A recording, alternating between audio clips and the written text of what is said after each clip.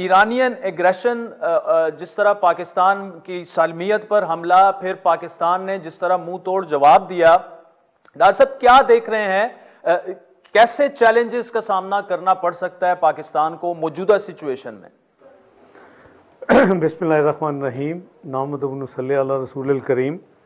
आदिल साहब, मैं समझता हूँ कि बहुत ही तशवीशनाक और काबिल मज़म्मत एक वाक़या हुआ है, क्योंकि बहुत ही करीबी हमारे ताल्लुकात हैं।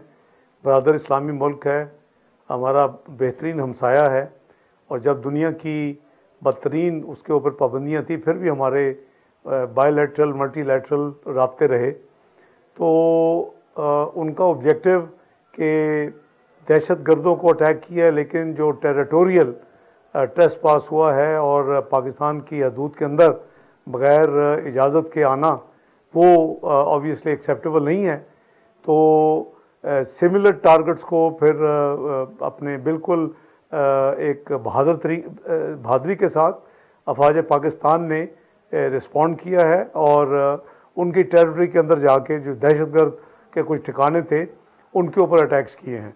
तो मैं समझता हूँ कि मैसेज बड़ा लाउड एंड क्लियर है कि किसी भी बेस के ऊपर पाकिस्तान की हदूद के अंदर जो कोई ट्रेसपास है वो काबिल कबूल नहीं है, और उसका हिसाब चुका दिया गया है। और अफवाज पाकिस्तान जनरल आज़म मुनीर साहब की जो सरबराही में जो एक्शंस हुए हैं, मैं समझता हूँ कि वो कौम भी उस पर सेटिस्फाइड है, खुश है, और वो ख़ुद मुबारकबाद के मुस्तहिक हैं।